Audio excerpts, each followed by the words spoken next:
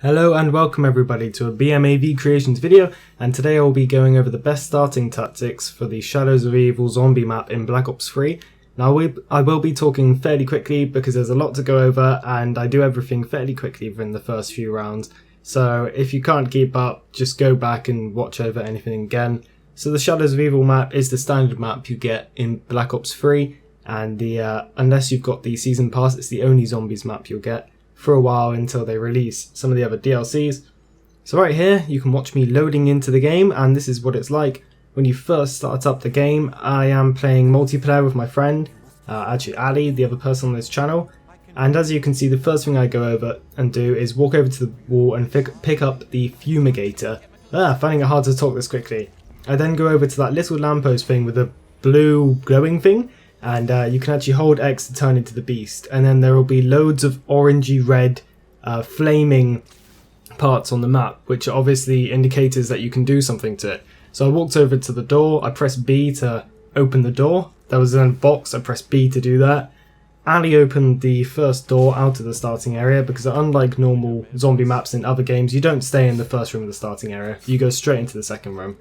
And then I walked through and I actually turned on the power for some of the perks. So in this game there's no individual power switch, you actually have to turn on the power. No, there's no power switch for all of the perks, you actually have to individually turn on the power for every perk. So it does make it quite interesting. It's a different feature, but it's quite good, and it's fairly easy to get the power on for every perk. You can turn into the beast mode once every round. So the next thing you want to do is come into this room, and of course it's still round one, so we're just knifing zombies. Every zombie takes one knife to kill on the first round, and as you saw just a minute ago, I walked over to that table, and you can buy that gun if you want, but it's not necessary.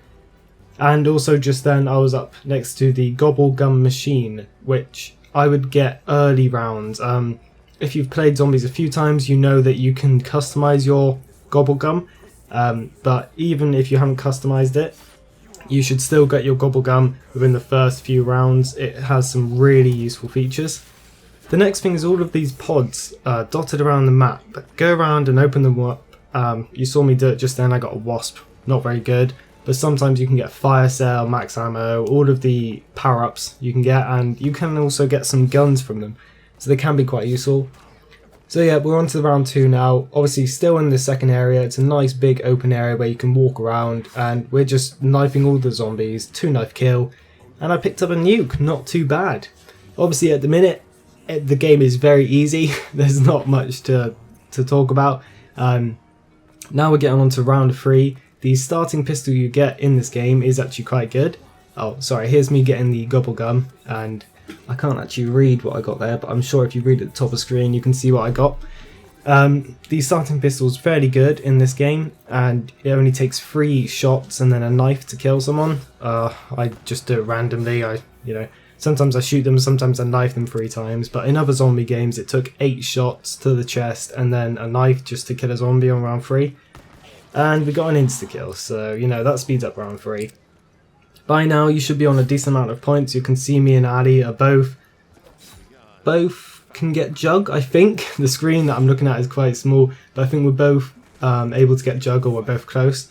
So at the end of this round we're going to go make our way over to get Juggernog, which is the perk that allows you to take 6 hits before you down instead of 2. So as you can see, that is the first door in the second room, and it has a green bottle indicating that Speed Cola, the green perk, is over there. This one here has a yellow bottle, which is Stamina, I believe. You want to go over to the door which has the red bottle. It's going to change every time. So that time it was that door. We opened the door and walked through.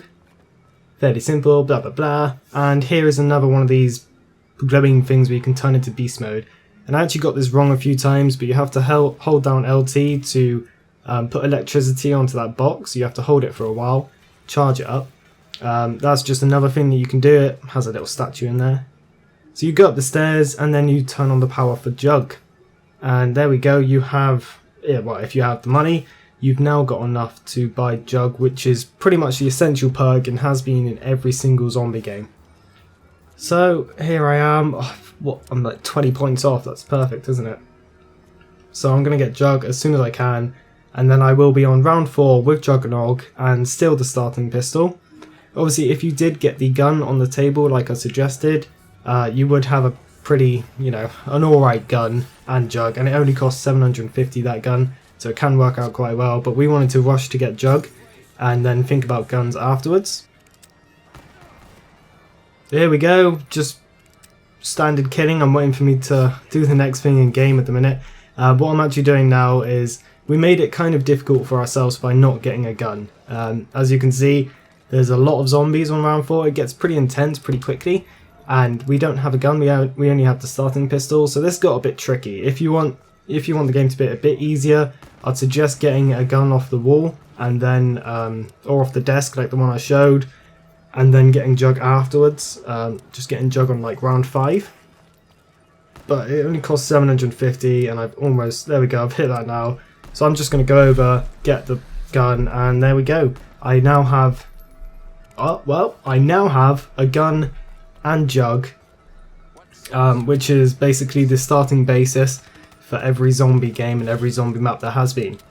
And of course I'm now looking up in the sky to look at that blue light, which if you haven't played zombies before, that indicates the mystery gun box where you can pay 950 and it will give you a random gun.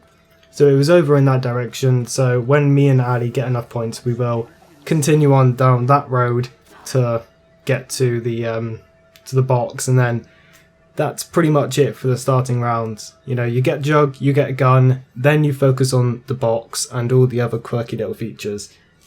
But that's what you need to do to have a successful game of Shadows of Evil. Make sure you get Jug early, make sure you get a starting gun, open all of those features with Beast Mode, and you should be fine.